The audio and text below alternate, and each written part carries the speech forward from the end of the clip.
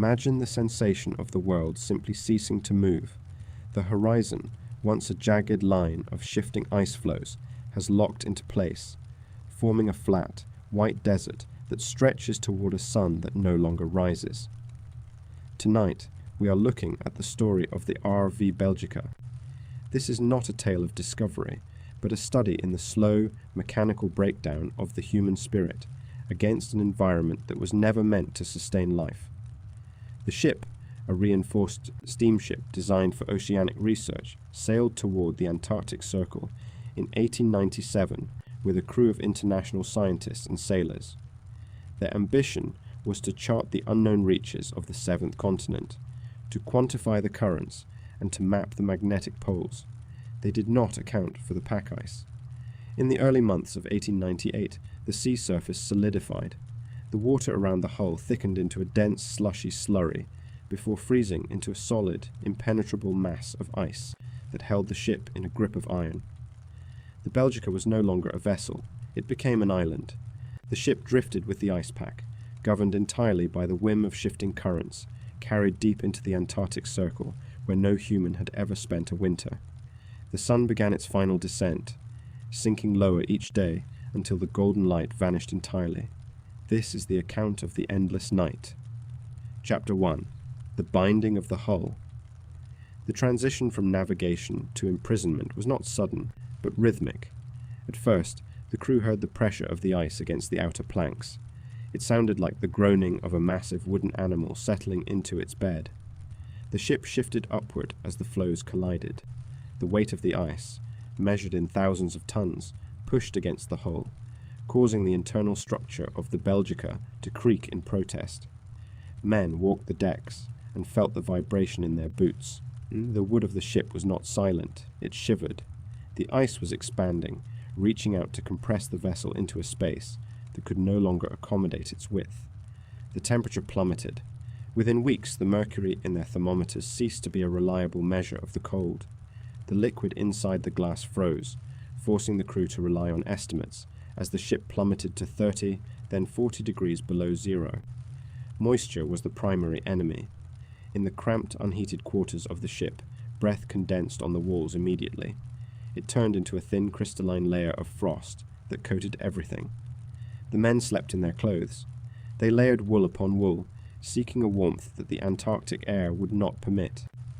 Even inside their blankets, the humidity meant their bedding was perpetually damp, pulling the heat from their bodies with a ruthless, efficient consistency. Every movement required a conscious decision. To leave a bunk was to expose skin to air that felt like a razor. Metal surfaces became dangerous. To touch a bulkhead or a tool handle with bare hands was to invite the skin to tear away, leaving raw, freezing flesh fused to the iron. The crew maintained a rotation of duties, but the ship required little navigation. Their primary labor was the daily clearing of snow from the decks to keep the vessel from becoming top-heavy and capsizing under the weight of the accumulation. They used shovels that clattered against the frozen deck. The sound was flat and dull, absorbed instantly by the vast, empty landscape of white. There was no wind to carry the sound, only the suffocating stillness of the ice pack. By early May, the sun stopped appearing altogether. The transition from day to twilight, and then to a permanent starless gloom, was complete. The psychological weight of the darkness began to manifest. Men stopped speaking in the corridors. They moved with a slow, heavy gait, as if the air itself had become thick and viscous. The rhythm of the ship was dictated by the flickering of oil lamps, which struggled to burn in the oxygen-depleted atmosphere. The scientists recorded their data in notebooks that had to be kept near their chests to prevent the ink from solidifying into useless pellets. They measured the speed of the ice drift and the drop in the barometric pressure, but the numbers were abstract. The reality was the sound of the ice. It was a constant low-frequency hum that vibrated through the steel rudder and into the very keel of the ship. It was the sound of the ocean attempting to crush the intruder that had wandered too deep into its frozen heart. Chapter 2. The Erosion of the Body. By the middle of the winter, the physical decline of the crew began to overtake their mental fatigue. The supplies brought from civilization were designed for a standard voyage, not a permanent stationing in a sub-zero vacuum. Fresh food became a memory. The stores of canned goods were opened and depleted, providing little nutrition beyond empty calories. The lack of fresh produce meant that scurvy, a disease of the blood and bones, began its systematic destruction. The gums of the men began to swell and darken. The skin across their bodies turned to a mottled, bruised violet color. Every movement became an act of sheer will, as their joints grew stiff and their hearts struggled to pump blood through weakened, compromised vessels. The doctor, Frederick Cook, documented the decline with clinical detachment. He recorded the changing heart rates and the swelling of the limbs.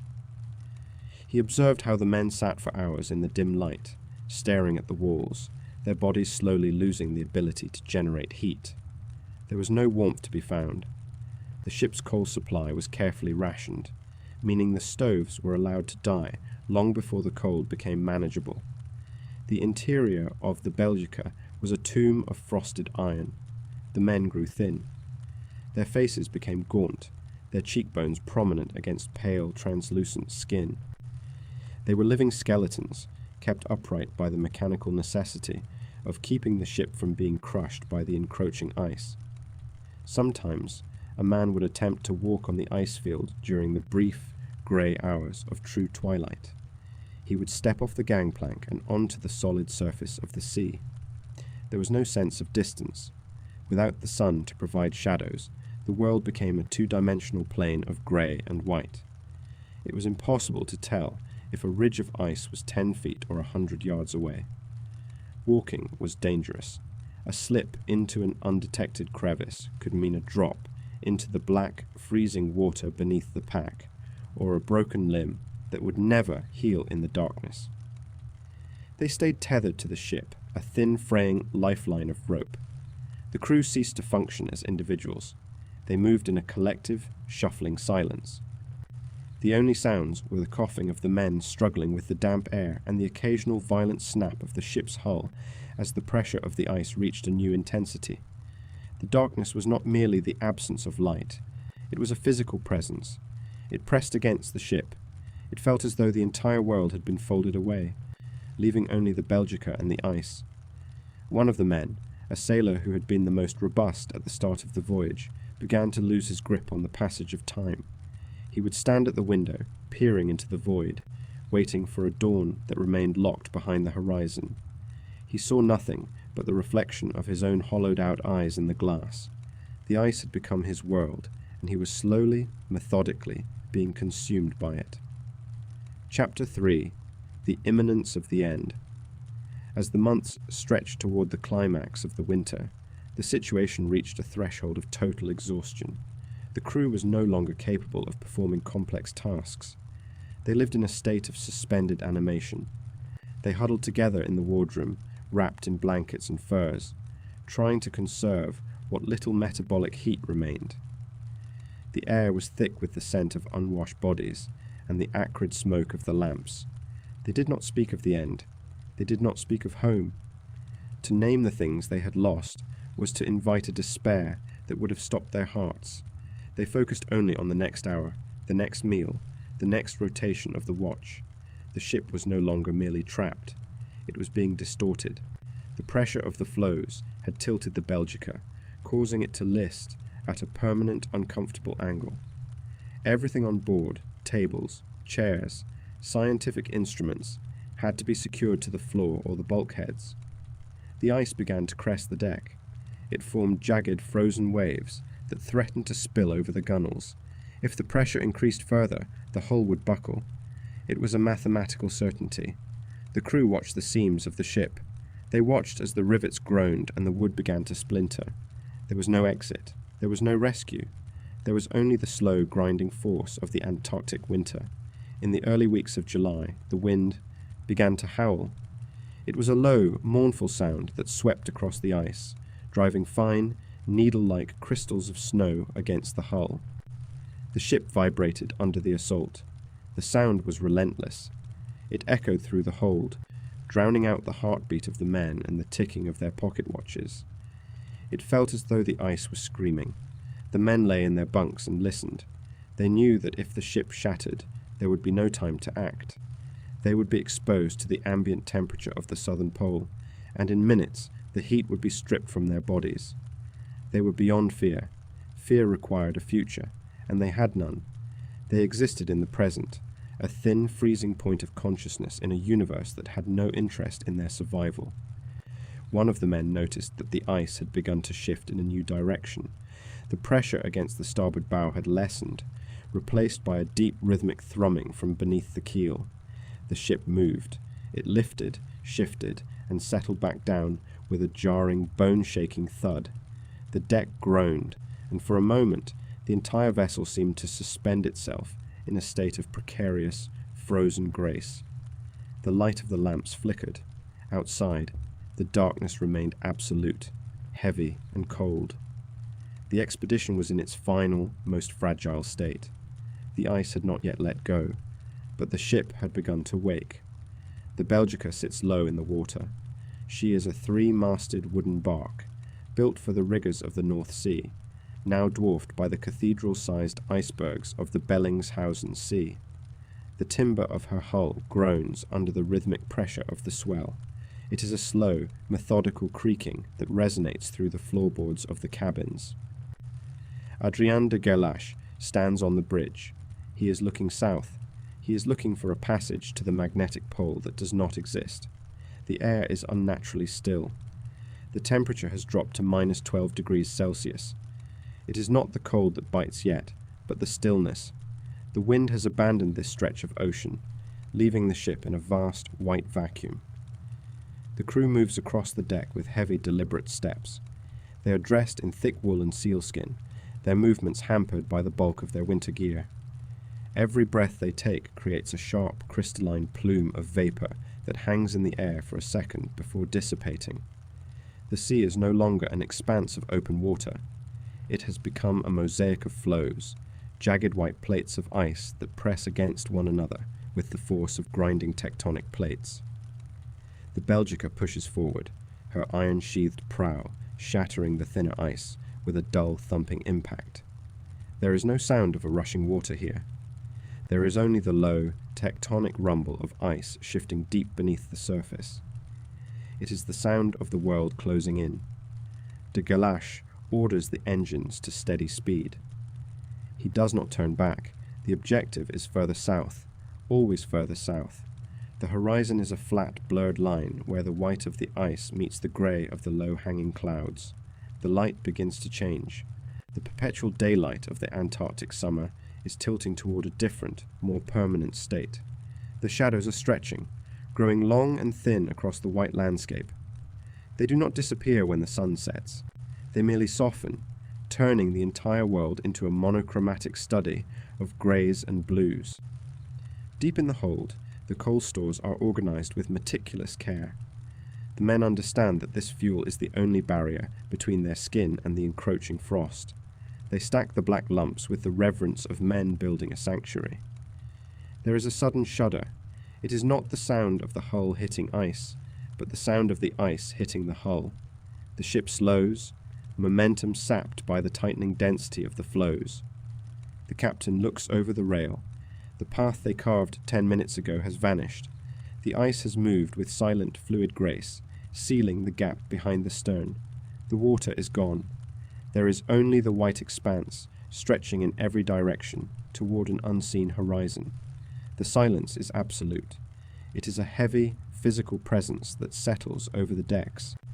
It is the sound of a trap snapping shut, though the latch makes no noise at all.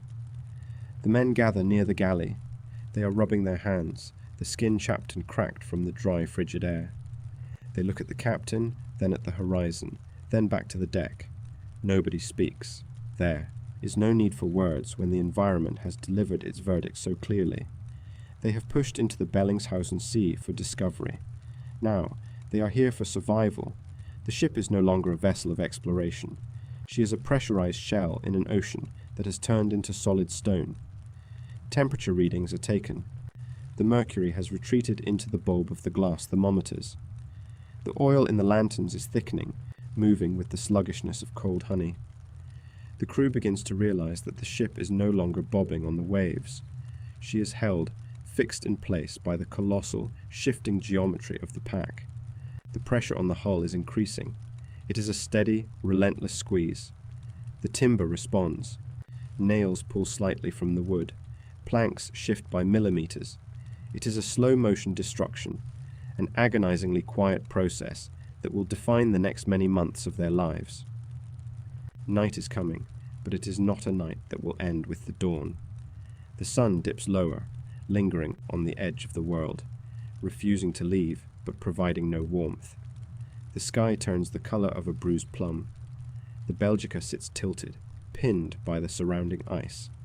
The men retreat to their bunks, seeking the meager warmth of their blankets. They listen to the ice. It speaks in long, deep groans that travel up through the keel and into their very marrow. The ship is no longer traveling. The ship is waiting. The reality of their isolation is setting in. Behind them, thousands of miles of empty, freezing ocean. Ahead, nothing but the infinite shifting ice of the Antarctic. The connection to the world they know has been severed by the simple physical laws of freezing water. A man stands by the porthole, wiping away a layer of frost that has formed on the inside of the glass. He sees only the jagged edge of a floe, rising higher than the deck of the ship. The ice is moving again. It is grinding against the starboard side, a slow, unstoppable scrape of frozen grit against wood. The vibrations travel through the cabin walls, rattling the medical instruments and the tins of supplies. There is no panic. Panic is a luxury for those who have a choice. Here, there is only the inevitable progression of the season. The temperature continues its slow, downward march. The crew does not know it yet, but they have just crossed the final threshold. The ship will not move again until the ice releases its grip, and the ice shows no intention of doing so. The cycle of the Antarctic winter has begun, and the Belgica is now a prisoner of the latitude. Before we descend further into the dark, make sure you are subscribed to the channel. You won't want to face the rest of this journey alone. And before we continue, drop a comment and tell me where in the world you are watching from tonight. And knowing you are out there, somewhere in the dark, makes this history feel all the more alive. The Belgica remains motionless. The rhythmic vibration of the engines has ceased, leaving behind a silence so absolute it feels heavy against the eardrums. Outside, the Antarctic Ocean has transformed into a solid, unyielding plain of white. The ship is no longer a vessel navigating the sea. It is an object embedded in a vast, shifting mosaic of frozen salt water. The ice has claimed the hull. It grips the iron plates with a force that transcends human engineering. The rudder is locked, paralyzed in a rigid grip of ice that will not relinquish its hold until the sun returns months from now. The temperature drops steadily. The thermometer outside the captain's cabin registers -20 degrees Celsius. Inside the ship, the warmth of the coal stove is a thin, fragile buffer against the encroaching frost. Moisture settles on the bulkheads. It crystallizes into delicate fern-like patterns of rime. By morning, these patterns will have thickened into solid coats of ice. The men move through the narrow companionways with deliberate, measured steps. There is no urgency in their actions, only a growing acknowledgement of the scale of their confinement. They wear layers of wool, yet the cold seeps through the fabric, settling deep into the joints. Every breath exhaled within the ship blooms into a plume of white vapor. The air is stagnant, recycled, and heavy with the scent of damp wool, coal smoke, and the metallic tang of frozen iron. Captain Adrien de Gerlache stands on the bridge. He stares out at the pack ice that stretches to the horizon in every direction. There is no open water. There is only a jagged, chaotic landscape of pressure ridges and ice floes, cemented together into a single, immobile mass. The ship is drifting with the pack. Its movement is no longer dictated by the rudder or the steam engine. It is subject entirely to the slow, relentless currents beneath the ice shelf. The position of the Belgica is now a matter of geography, not navigation.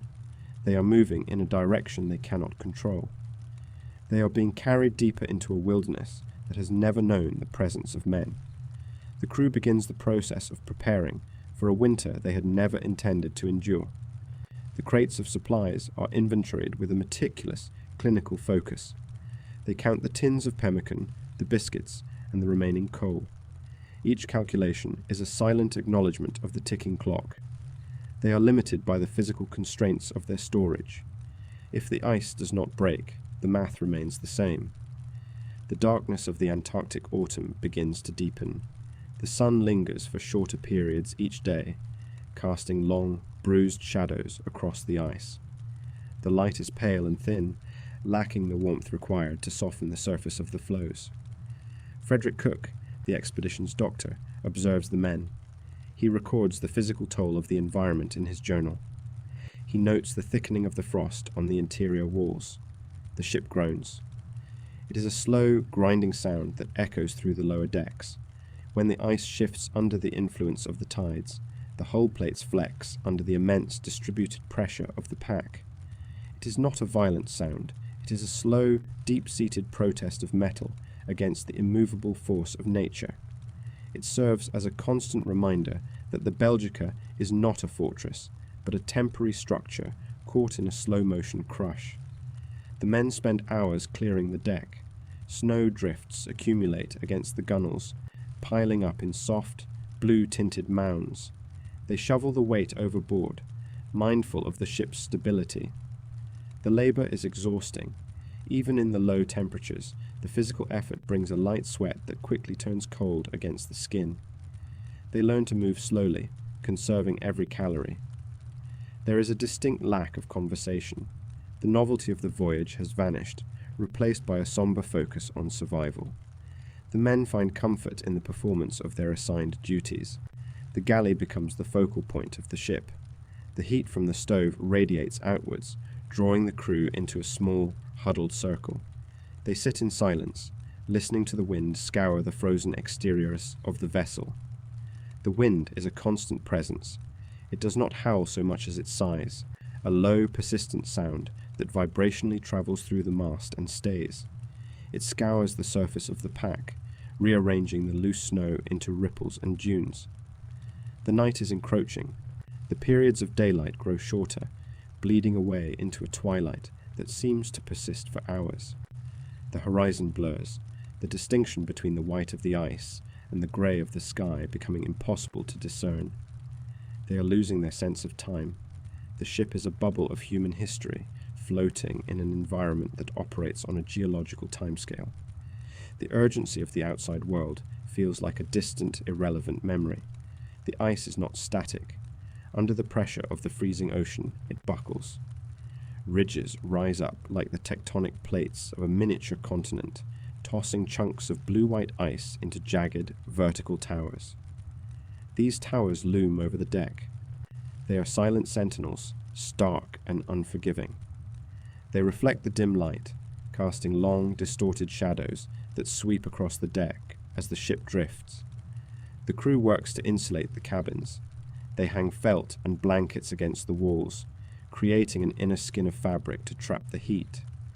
The ship is slowly turning into a burrow. Every surface is slick with condensation that has turned to ice. The metal handles of the doors are freezing to the touch. The men wrap their hands in rags before grasping them, a reflex born of the fear of skin adhering to the cold iron. The environment is stripping away the comforts of their former lives. There is no music, no distraction, and no escape.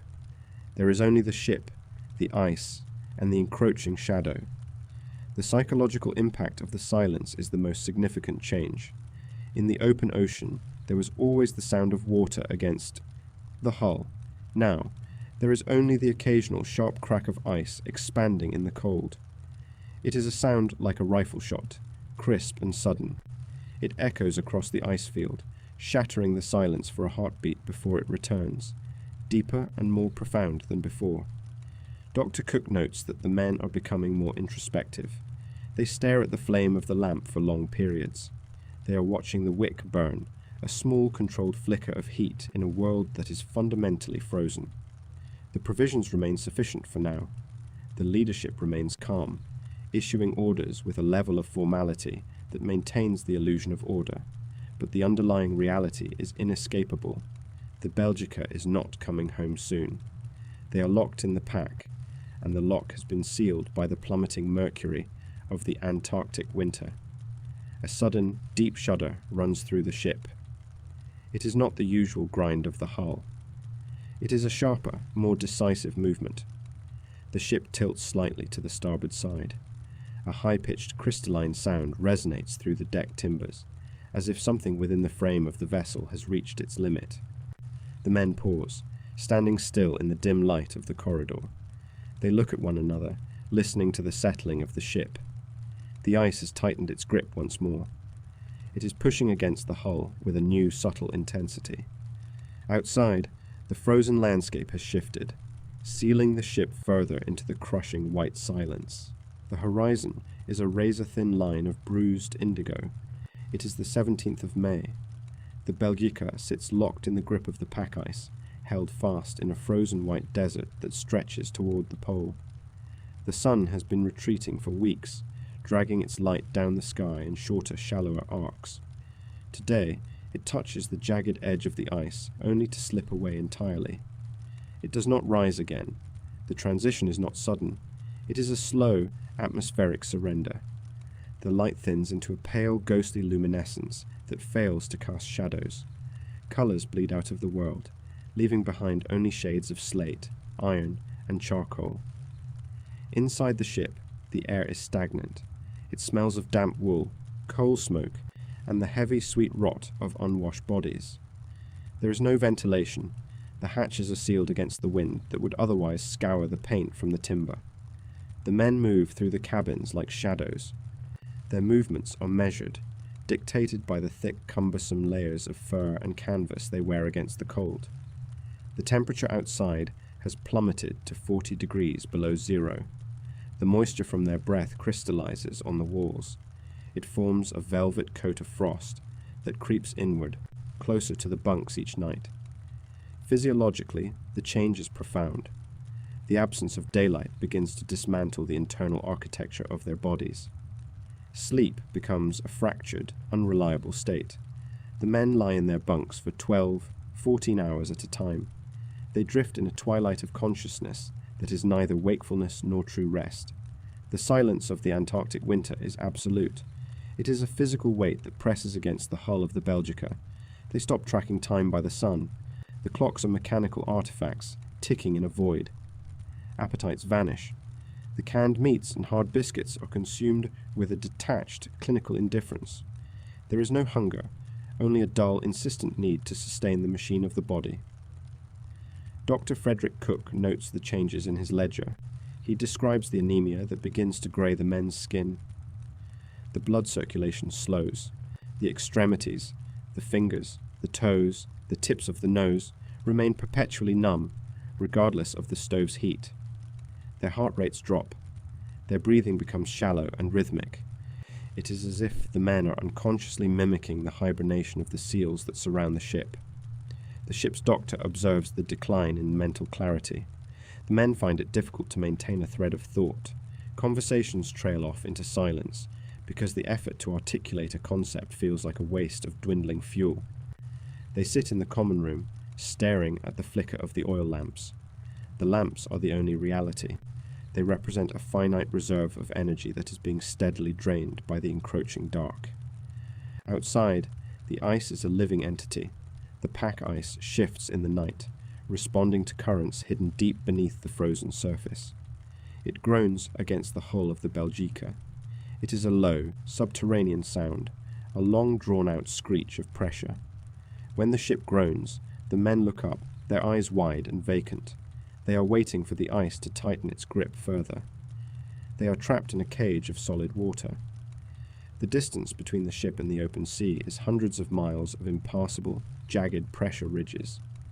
There is no path forward, there is no path back. The physical exertion required to maintain the ship is minimal. The coal stores are guarded with obsessive care. They burn only what is necessary to prevent the pipes from bursting and the men from freezing in their sleep. The lethargy is a form of protection. It is the body's way of hoarding energy. It is also the first stage of the psychological erosion that comes with the total loss of the sun. Without the horizon, perspective begins to fail. The men lose their ability to judge distances. The landscape is a flat, featureless void that offers no focal point. The eyes, starved of visual stimulation, start to manifest distortions. They see flickers in the peripheral vision. They mistake the movement of frost crystals for movement in the distance. They stop asking when the sun will return. That date is a distant, abstract concept that holds no meaning in the current, crushing reality of the dark. The darkness is not merely an absence of light. It is a substance. It infiltrates the mind and settles into the marrow of the bone. Every action is a struggle against the inertia of the cold. To rise from a bunk is a victory. To dress is an exhausting labor. To eat is a chore. The Belgica is now nothing more than a wooden shell, a small warm bubble in an infinite expanse of sub-zero atmosphere. If the heaters were to fail, the frost would overtake the cabin in minutes. The ice continues to groan. It is a slow, methodical compression. Each sound is a reminder that the ship is a guest in an environment that does not tolerate human life. In the galley, the moisture has frozen the bread solid. It must be thawed near the fire, becoming soft and soggy, a pale imitation of nourishment.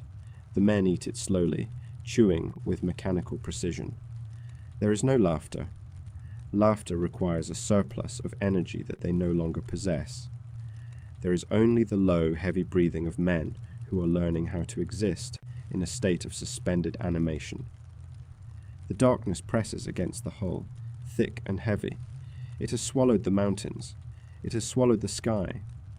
It is now, in the deepest part of the winter, that they realize the true nature of their isolation. They are not merely waiting for the winter to pass. They are waiting for their own resilience to be tested against an enemy that never sleeps, never moves, and never yields. The lamp oil is running low. The flame gutters, casting a long, trembling shadow against the bulkhead. The shadow does not retreat. It stretches across the floor, reaching toward the center of the cabin, inch by inch, devouring the last of the warmth. Outside, a low wind begins to moan through the rigging. It is not a gale, but a persistent, biting draught that carries the scent of nothingness. The ship shudders. A single sharp crack rings out from the bow, echoing through the timber like a gunshot. It is the sound of the ice shifting, rearranging itself around the hull. The men in the cabin do not move. They do not look toward the sound. They simply stare into the darkening corner of the room, listening as the ship settles deeper into its bed of iron-hard ice. The last of the light has departed, and with it, the certainty of a tomorrow. The sun has retreated behind the jagged horizon, leaving the Belgica locked within the shifting geometry of the pack ice. The ship is no longer a vessel of exploration. It is a stationary island of timber and iron, anchored to a shifting, groaning continent of frozen salt. Adrien de Gerlache enforces the clock with a heavy hand. Routine is the only barrier against the dissolution of morale.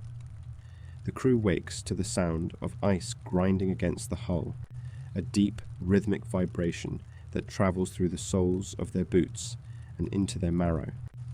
Every morning begins with the clearing of frost. The interior of the Belgica is a tomb of condensation. Moisture from breath and bodies rises to the ceiling, only to strike the freezing timber and transform into a thick, crystalline rime. Men scrape the walls with iron knives. The scrapings fall like snow onto their bedding. By mid-morning, the dampness has soaked through wool jackets, leaving a permanent, cloying chill that never quite leaves the skin. The scientific work is carried out with deliberate mechanical slowness. Every day, the magnetic and meteorological observations are recorded. The ink is kept near the stove, yet it frequently turns to slush as the men step outside to read the thermometers. Thermometers are not mere tools. They are the arbiters of existence. The mercury sits motionless at -30, sometimes dropping lower. To touch the metal instruments with bare skin is to invite immediate blistering frostbite. The crew moves through the ship with a heavy rhythmic gait. Space is at a premium. The corridors are narrow, choked with stores that were pulled from the holds to redistribute the weight of the ice. There is a constant suffocating sense of proximity. Each man knows the smell of his neighbour's damp clothing. They know the rhythm of each other's breathing. There is nowhere to retreat, no corner of the ship that does not hum with the collective confinement of 21 men. De Gerlache mandates exercise, even when the wind outside is a physical wall. Men don their furs and walk circles around the ship on the surface of the ice. They walk until the exhaustion reaches their bones, then they retreat back to the claustrophobic warmth of the living quarters. The light is a memory, a faint perpetual twilight, ghosts through the portholes, coloured by the reflection of snow. It is a grey, sickly illumination that provides no warmth to the spirit. Meals are served with a clinical lack of ceremony. The tinned meat is frequently frozen solid, requiring hours of proximity to the stove before it can be carved. The flavour of the metal tin has begun to permeate the food, a sharp, acidic tang that stays on the palate for hours. Dr. Frederick Cook watches the men closely. He records the pallor of their skin and the increasing lethargy in their movements. The light of the lamp seems to shrink in the haze of tobacco smoke and rising steam. The ship's timbers moan. This is not a sound of distress, but a sound of pressure. The ice fields are not static. They move, pushing against the hull with the force of an oncoming glacier. The Belgica tilts. It is a subtle shift at first, a slight angle in the floorboards that makes the coffee slide toward the edge of the table. Then, the sound of structural stress begins, a high, sharp cracking of wood under impossible tension. The men stop their work. They listen to the ship groan. Every eye moves to the ceiling beams, watching for the telltale splintering of timber. The silence that follows the groan is heavier than the noise itself. De Gerlache maintains his post at the desk. He is writing in his journal, his hand steady. He does not look up when the hull screams. To acknowledge the fear is to invite it into the room. The air inside the Belgica is thick. It is a mixture of damp wool, coal soot, and the metallic scent of thawing rations. The ventilation is minimal, sacrificed to keep the meagre heat from escaping into the abyss. One by one, the men retreat to their bunks. Sleep is a fragile state. It is interrupted by the grinding of the ice, which sounds like stones being pulverized in a giant mortar. In the dark, the reality of their situation clarifies. They are not merely trapped. They are being held. The ice is not a temporary obstacle. It is an environment that is actively reclaiming the ship inch by inch, day by day. The lamp flickers, exhausted of oil. A man reaches out to steady himself against the bulkhead, his fingers finding a patch of frost. The cold bites through his glove, sharp and immediate. He draws his hand back, watching his breath form a thick white cloud in the near darkness. Outside, the ice shifts again, a massive grinding sound that shakes the entire frame of the ship. The Belgica shudders under the weight of the dark. There is no escape from the sound. There is no escape from the cold. The frost on the walls begins to melt as the temperature in the room rises slightly, and the moisture drips down, soaking into the wood and the bedding. Everything is wet. Everything is heavy. A quiet realization moves through the ship. The winter is only just beginning. The resources are finite, and the cycle of the frost is absolute. A piece of ice slides down the outside of the hull, scraping against the porthole with a sound like a serrated knife. The ship settles further into its bed. The darkness is absolute, and the ice is rising. The Belgica is no longer a ship of exploration. It is a sealed iron tomb drifting through a frozen sea. Inside, the air is thick with the smell of damp wool, coal smoke, and the metallic tang of unwashed bodies. The sun has long since retreated below the horizon. The perpetual darkness dictates every movement. The men move slowly. Their bodies have become heavy, as if the cold has seeped into their marrow and solidified. The routine of the ship has collapsed into a lethargic drift. Breakfast is a ration of tinned meat and dry biscuit. It is the same meal they have eaten for months. The labels on the cans are peeling, revealing the same repetitive ingredients. The body recognizes the deficiency long before the mind acknowledges the danger. First, the exhaustion settles in. It is not the tiredness of a long day of labor. It is a profound cellular depletion that sleep does not touch. The sailors report a heaviness in their legs. When they stand, the muscles refuse to respond with the usual efficiency. Every step across the tilting deck requires a conscious, strenuous effort. The gums begin to soften. This is the first internal warning. The tissue around the teeth swells, turning a bruised, dark purple. When they brush their teeth, the bristles come away stained red. It is a quiet, rhythmic bleeding that persists through the night. The men watch their reflections in the frost-covered glass of their lanterns. The sailors begin to avoid looking at one another. To look is to acknowledge the transformation. The skin takes on a pale, waxy translucence. Small, pinpoint bruises appear on the calves and shins. They are clusters of burst capillaries beneath the surface. They do not fade. Instead, they expand into large, mottled patches of stagnant blood. The skin becomes tight and painfully sensitive. A simple graze against a bulkhead causes an agonizing tear. The healing process has ceased entirely. The men wrap their legs in thick woolen rags to protect them from the friction of their own trousers. The fabric often adheres to the weeping sores.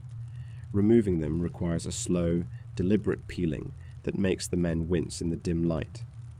Movement on the Belgica has become a series of calculated maneuvers. They drag their feet to avoid the impact of a heel strike. They sit for hours, staring into the flickering oil lamps, conserving the calories they do not have. The morale of the crew is eroding alongside their physical health. The silence in the living quarters is absolute. Occasionally, a man coughs, and the sound echoes against the iron hull like a gavel. Dr. Cook moves among the men with a clinical, detached eye. He records the symptoms in his ledger. He notes the state of the limbs, the degree of the swelling, and the darkening of the flesh. There is no cure in the stores. They have no fresh meat, no citrus, no greens. The tinned goods are devoid of the life-giving properties required to sustain human tissue. The ship groans as the ice floes shift against the hull. It is a low, grinding vibration that rattles the teeth in their sockets. It is a reminder that the environment is indifferent to their suffering. Frederick Cook documents a profound melancholy spreading through the wardroom. The men are losing their capacity for language.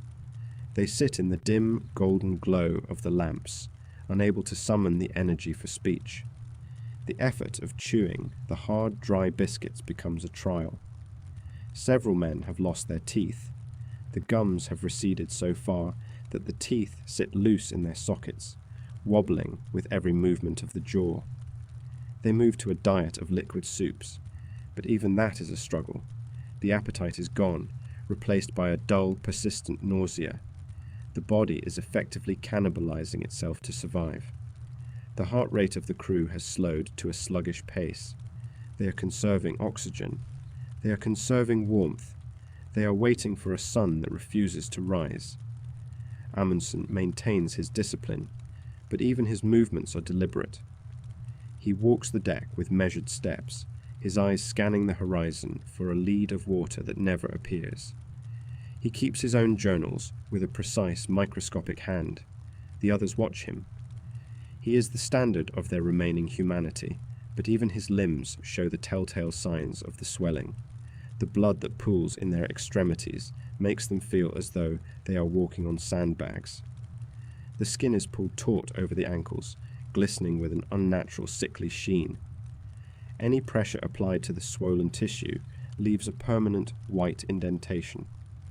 The winter is not just a season, it is a corrosive force. It is dismantling them piece by piece, from the inside out. The ship remains locked in the grip of the pack. The pressure ridges nearby have grown into jagged, icy cathedrals. They tower over the Belgica, casting long, distorted shadows across the snow. The men do not go out often now. The cold air is too much for their compromised systems. It causes their lungs to burn and their blood to thicken. Inside, the condensation drips from the ceiling, cold and relentless. It pools on the floorboards, soaking into the wood. The dampness is everywhere. There is a strange, quiet dignity to their decay. They do not complain. They do not scream. They simply exist within the narrowing confines of their own bodies. One sailor finds a small patch of mold growing on a damp corner of a storage crate. He stares at it for a long time. It is the only sign of life, of growth, in the entire vessel. The darkness is absolute outside. It presses against the portholes, heavy and impenetrable. It feels as though the world has ended, and the Belgica is the final vessel adrift in the void. The captain's table is cleared. The logbook remains open. The entries are becoming shorter, more cryptic. The men are no longer describing the weather. They are describing the silence. The most terrifying aspect is the realization that this is not a temporary affliction. It is a downward spiral. They have reached a plateau where the only direction left to go is further into the dark. A sudden, sharp crack echoes through the ship. It is not the ice outside, but the sound of a support beam buckling under the immense, crushing weight of the frozen snow accumulation on the deck. The men look up, their movements slow and heavy. They do not rise to investigate. They simply wait to see if the ship will hold. The light has retreated beyond the horizon, leaving the Belgica encased in a shroud of perpetual twilight. Outside, the Antarctic pack ice has fused into a singular immovable mass. Inside the hull, the air is thick with the smell of unwashed bodies, tobacco smoke, and the stagnant dampness of melting frost. The men move slowly. Every motion is a calculated expenditure of dwindling energy. There is a perceptible heaviness in their limbs, as if the gravity of the continent itself has increased. Frederick Cook monitors the crew with a clinical eye. He notes the pallor of the skin, a grey, waxy translucence that seems to settle beneath the surface of the cheeks and hands. The blood, lacking the vitality of fresh sustenance, circulates with sluggish indifference. Roald Amundsen sits at his small desk, his movements deliberate. He watches his own fingers as he grips his pen, noticing the subtle tremor that refuses to be suppressed. His joints ache with a deep marrow-level cold that no stove can penetrate. The diet is restricted to the remnants of the stores. Tinned meats and dry biscuits provide the necessary calories, but the lack of fresh greens has begun to manifest in the structural failure of their bodies. The gums of the men have begun to swell, turning a bruised, deep purple. Chewing has become a laborious, painful ordeal. Each bite against the hard ship biscuits creates a dull throb in the jaw.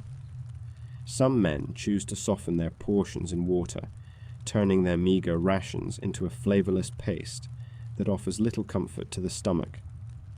Apathy is the primary symptom of this slow decline. It is not a sudden collapse, but a gradual erosion of the will.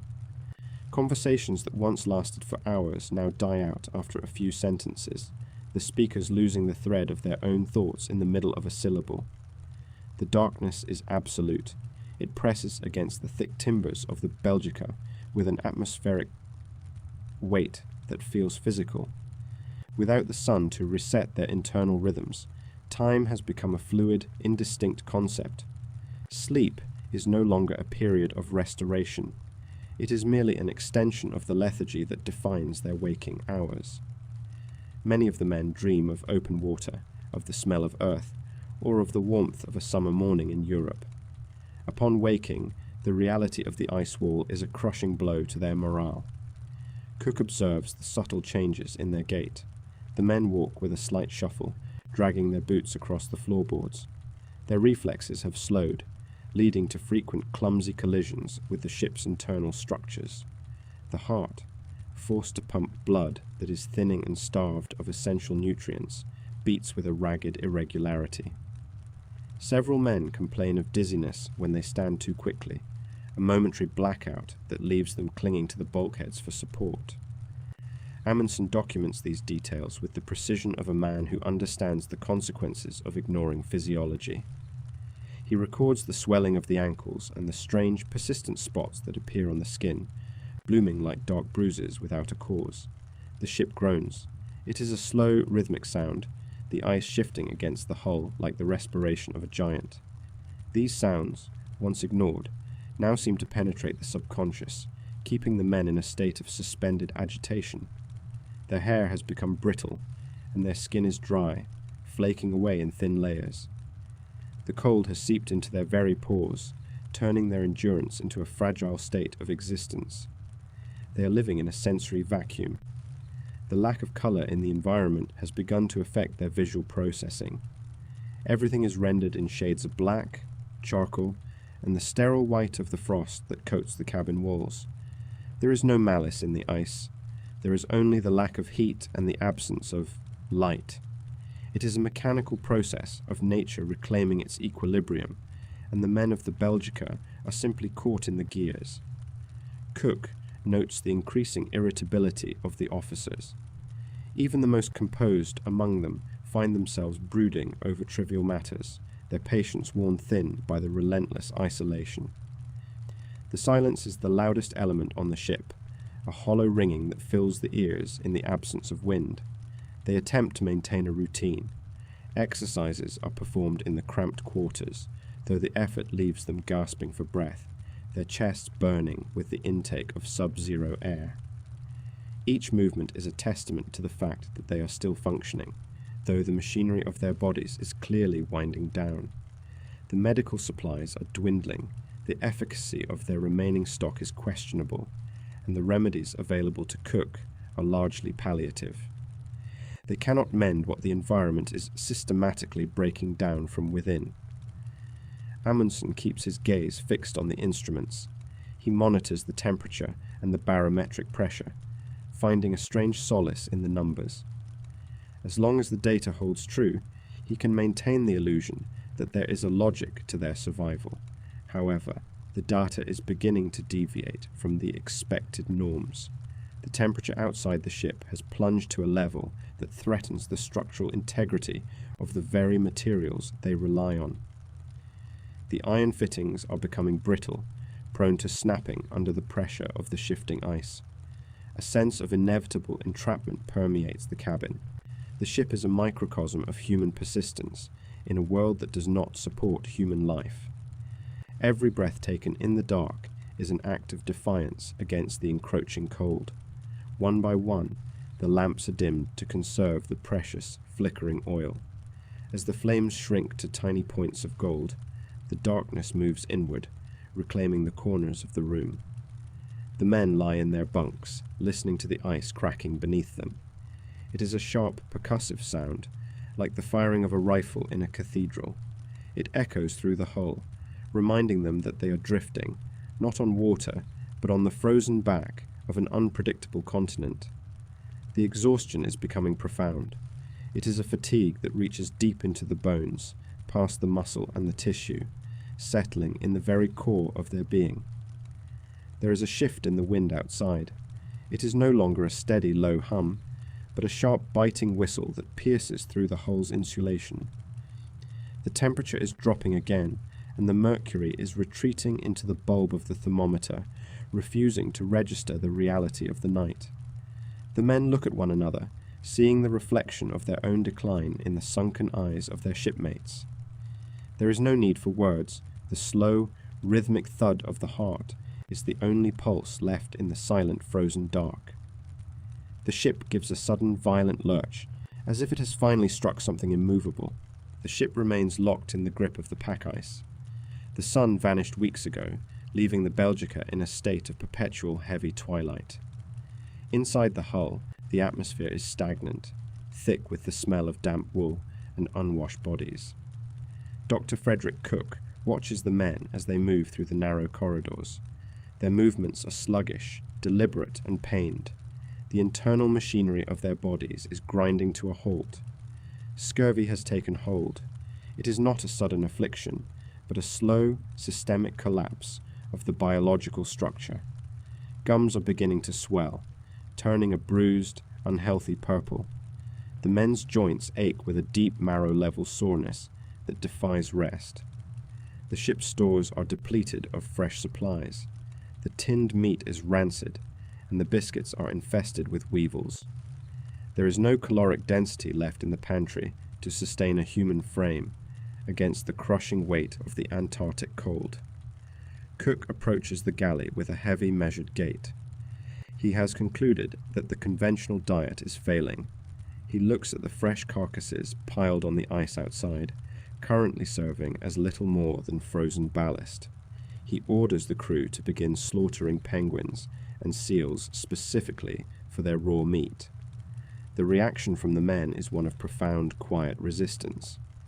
In the Victorian sensibility, the consumption of raw, bloody flesh is associated with primal degradation. The silence in the mess hall is absolute as the first plates are laid out. The meat is stringy, dark, and frigid. It lacks the comfort of a cooked meal. It is a clinical necessity, stripped of all dignity. The act of eating begins. The texture is challenging, requiring a persistent, exhausting effort to chew. It is cold. It is metallic. It tastes of the sea and the iron-heavy blood of the kill. The men force themselves to swallow. Each mouthful is an exercise in mental discipline. There is no appetite here, only the instinctual drive to override the body's disgust. They eat because the alternative is the steady, inevitable dissolution of their physical selves. Dr. Cook monitors them with a detached, professional scrutiny. He records the intake. He notes the way the men react to the ingestion of fresh, raw tissue. He is looking for a shift in their blood chemistry. The days drag on, indistinguishable from the nights. The silence of the ice fields is absolute. The ship creaks, a rhythmic groaning sound caused by the pressure of the surrounding floes. It is the sound of the ocean trying to crush the wood of the hull. One by one, the men find their rhythms. The initial revulsion fades into a dull, habitual routine. They go out to the ice, they harvest the animals, and they bring the carcasses back to the galley. The process is mechanical. The sensory environment of the ship is changing. The smell of the raw meat begins to permeate the wood. It is a sharp, pungent scent that lingers in the fabric of their coats. It is the smell of survival, stripped of artifice. Physically, the men begin to stabilize. The crushing fatigue that once pinned them to their bunks for hours on end begins to dissipate. The color slowly returns to their pale, translucent skin. It is a slow, almost imperceptible mend. Cook notes in his journal that the heart rate of the men is steadying. Their breathing is less labored. The scurvy, while not fully eradicated, is no longer the immediate encroaching shadow it was only a fortnight ago. The cold outside remains constant at -40 degrees. The ink in their pens freezes if they stop writing for too long. They must keep the pots of water near the stove, constantly watchful that the liquid does not solidify into ice. They have become a tribe of nomads trapped on a wooden island. They do not speak of the future. The future is an abstract concept that holds no weight in the total darkness of the Antarctic winter. There is a strange, quiet dignity in their persistence. They are no longer explorers. They are biological organisms focused entirely on the maintenance of their own function. The darkness outside is pressing against the portholes. It is a heavy physical force. It swallows the light of their lamps and reflects nothing back. They find themselves staring at the wood grain of the tables for hours. There is no stimulation, no change of scenery, no sensory input other than the cold and the taste of the raw meat. The isolation is absolute. Dr. Cook pushes his plate aside. He looks at his own hands. The tremors are gone. The raw meat has acted as a fuel, a primitive, concentrated source of energy that the body desperately required to maintain its internal temperature. The men begin to sleep more soundly. The nightmares of the first weeks are tapering off. They no longer wake up gasping for air, clutching at the walls of their bunks. The Belgica is a tomb of sorts, but it is a functioning one. The ice has held them in a stalemate for months.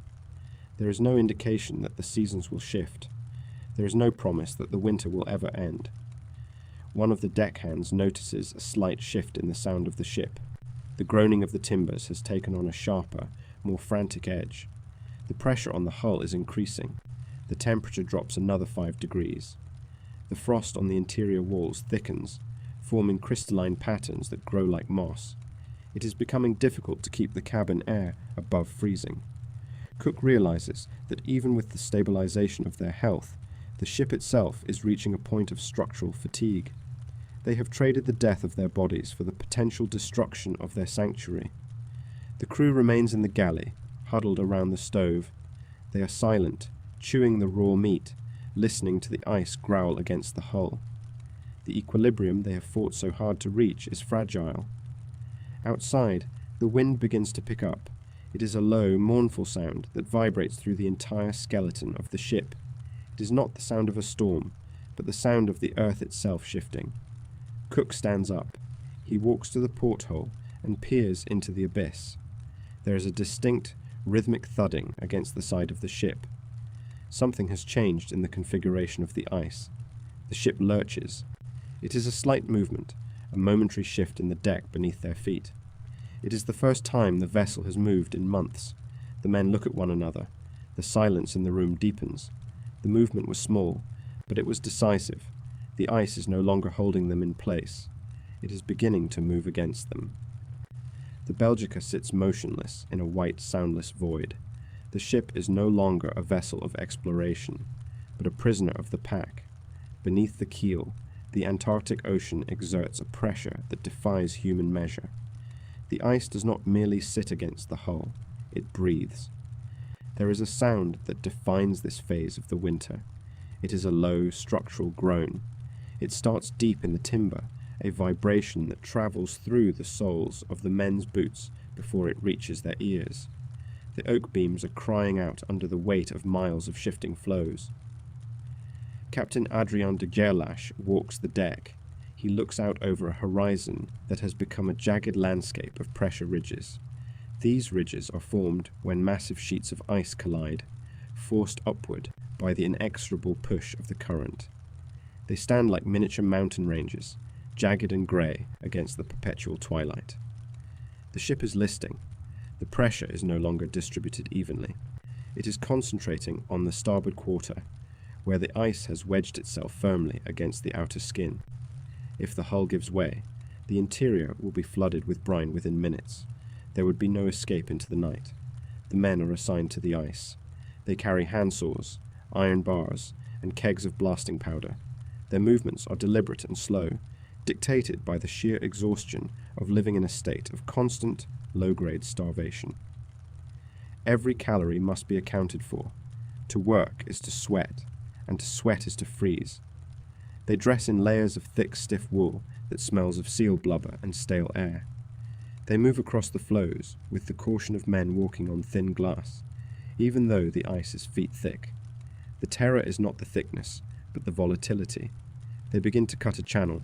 The plan is to create a path of relief, a trench that will allow the pressure to be diverted away from the hull. The saws bite into the ice with a rhythmic, grating rasp. It is a sound that echoes across the barren expanse, lonely and thin. The ice is not uniform. In some places, it is soft and slushy, yielding to the blade.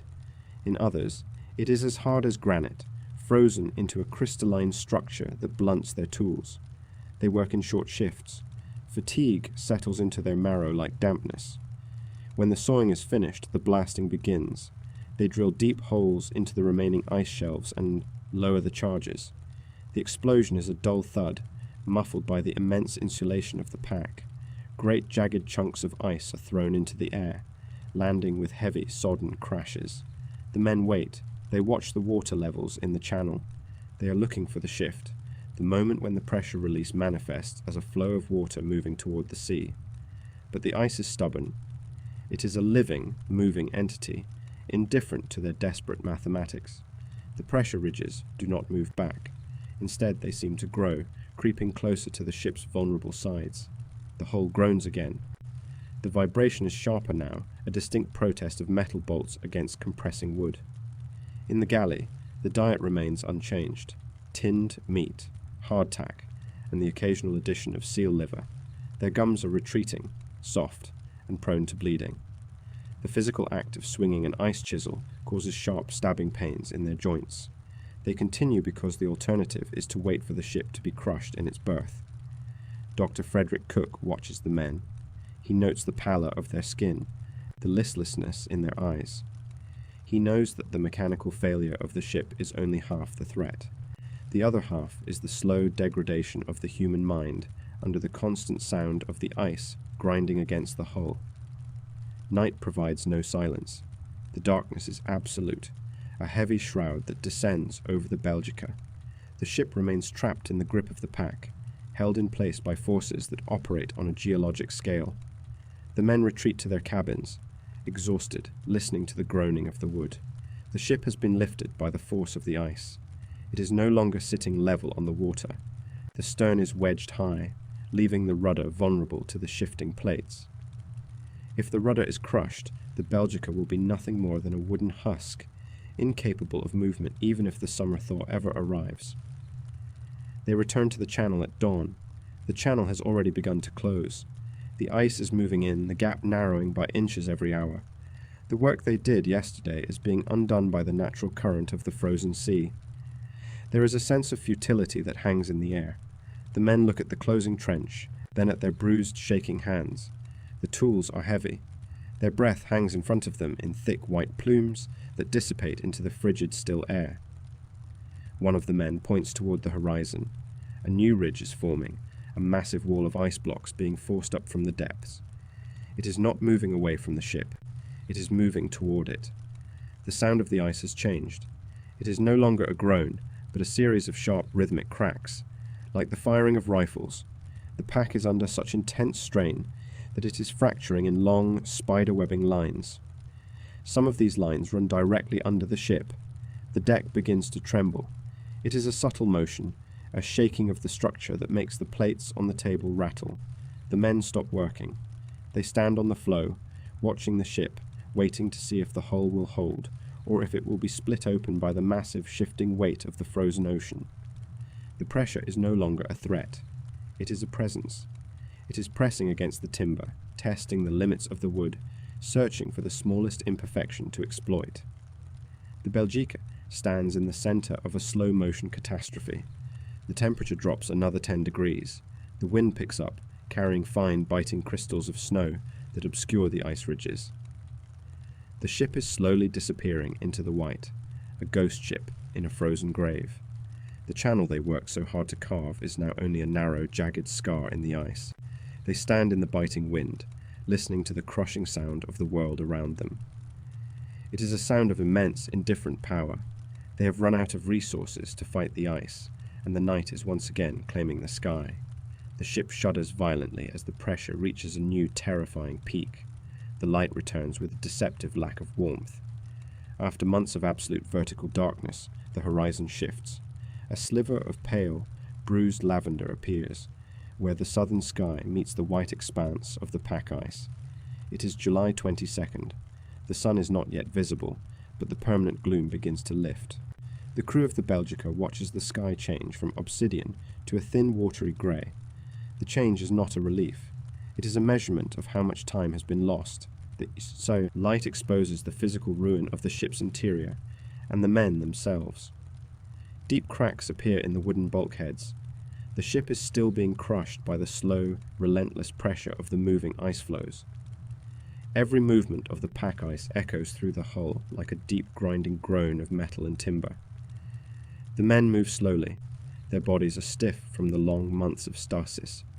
Scurvy has left their gums swollen, and their limbs covered in dark, painful discolorations. They emerge from the galley into the dim twilight. The air is so sharp it feels like inhaling powdered glass. It catches in the throat and lungs, a reminder that the cold has not relented simply because the light has returned. Adrien de Gerlache notes the temperature in the ship's log. It remains firmly below -40 degrees Celsius. The returning light does nothing to thaw the thick crystalline ream that coats the rigging and the masts. The crew begins the labor of clearing the ice from the deck. They use pickaxes to hack at the frozen buildup. The sound of steel striking ice rings out across the silent, desolate landscape. Each swing of the pickaxe requires a deliberate, taxing effort. The men are breathless after only a few moments of exertion. Their breath forms thick, frozen clouds that drift away and vanish into the still air.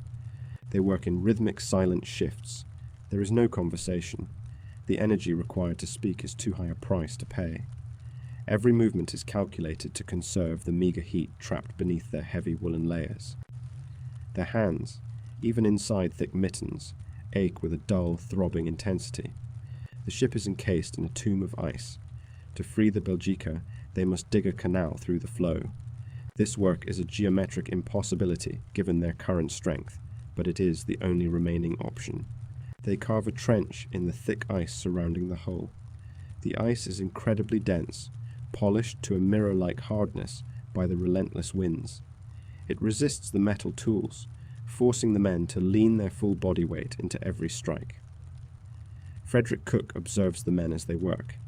Their movements are jerky, uncoordinated. The months of darkness and the lack of fresh food have stripped away their muscle mass and their ability to regulate internal temperature. The light reveals the ship's position with brutal clarity. The Belgica is tilted at an awkward, permanent angle. She is gripped by the ice on all sides, held fast in a vice that stretches for hundreds of miles in every direction. Day by day, the sun climbs higher. The grey sky transitions to a pale, clinical yellow. The glare from the ice is blinding, forcing the men to fashion makeshift goggles from scrap wood and cloth. Without these, the reflection of the sun off the flat, frozen expanse would cause snow blindness within an hour. They are now prisoners to both the darkness and the light. The progress on the canal is agonizingly slow. For every 10 feet of ice they remove, the moving pack ice seems to close another foot of the gap. It is a race against a force that does not tire. They eat their rations in silence. The canned goods are running low. The taste of the food is flat, metallic, and insufficient. The constant gnawing hunger is a physical presence in the cabin, sharper than the cold itself. The men spend their hours of rest lying in their bunks. The ship creaks as the ice exerts its pressure against the strakes. Every snap of the timbers sounds like a gunshot in the confined space of the ship. It is impossible to forget the nature of their situation. The Belgica is a fragile shell of wood held between gargantuan plates of shifting, unforgiving ice. The returning light only highlights the scale of the threat. There is a strange, unsettling quality to the light. It is flat and cold, devoid of the warmth that usually accompanies it. It illuminates the desolation, making the vastness of the Antarctic appear even more impenetrable. By August, the sun stays above the horizon for longer periods. The men find themselves working in a perpetual, washed-out glare. The constant exposure to the light begins to affect their circadian rhythms. They struggle to sleep. The brain, triggered by the unending illumination, remains in a state of hyper-alertness, despite the extreme fatigue of their bodies. They lie in their bunks, listening to the grinding of the ice, unable to find true rest. The physical toll of the canal work is mounting. Cuts on their hands refuse to heal, remaining open and inflamed in the dry, freezing air. Any small injury turns into a prolonged struggle for the body to repair itself. Gerlache watches the barometer. It fluctuates wildly, signaling the approach of more storms. The weather in this region does not transition gradually. It shifts with violent, sudden intent. They are clearing the ice, but the ship shows no sign of movement. She remains embedded, a static object in a landscape of constant creeping motion. They are not breaking out. They are merely uncovering their cage. A realization begins to settle over the crew. Even with the sun back in the sky, the ice is not melting. The temperature is not rising sufficiently to cause a thaw. They are trapped in the middle of a polar spring that offers no relief. The ice remains as thick, as hard, and as cold as it was in the heart of the winter night. The sun continues to rise, higher and higher each day, but it acts only as a spotlight, casting long, sharp shadows across the ice and revealing the true depth of their isolation. They are miles from any shore, thousands of miles from any civilization. The returning sun does not bring the hope of rescue. It brings the clarity of their circumstances. They reach the edge of the floe at last, but the ice ahead is a chaotic field of ridges and pressure mounds. The canal is clear, but the path forward is blocked by ice masses that dwarf the size of the ship. They stand on the deck, looking out at the endless white horizon. The light is bright enough to see for miles, and what they see is a static, frozen world that shows no intent of letting them go. A sudden, sharp report echoes through the deck boards. It is louder than the usual grinding of the ice. The ship shudders violently, throwing a man from his feet. The movement is not a release. It is a shift in the pressure. A new crack has opened in the pack, and the ship is shifting toward the center of the fault. The ice is not breaking apart to let them pass. It is closing in. The weight of the world is beginning to press against the hull with renewed, focused intensity. The ice holds the Belgica with a grip that feels permanent. It is March 1899, and the Antarctic summer is fading. The sun dips lower each day, casting long, bruised shadows across the frozen horizon. The crew works in silence. Their movements are stiff, measured by the heavy layers of wool and sealskin that cover their gaunt frames. They are men hollowed out by months of scurvy and darkness. Every swing of the pickaxe sends a jarring vibration up the arms and into the shoulders. The ice is not brittle. It is dense, iron-hard, and unresponsive to their primitive tools. They have spent weeks carving a canal. It is a jagged, narrow scar cut into the white expanse. The water underneath is black and glassy, a deep liquid void waiting to reclaim the ship. Frederick Cook watches the men from the deck. His face is a map of weathered exhaustion, the skin tight over his cheekbones. He notes the way their lungs rattle with every breath. The silence of the Antarctic is absolute. There is no wind today, only the sound of metal biting into frozen salt water. It is a rhythmic, monotonous tolling that marks the passage of their final days of confinement.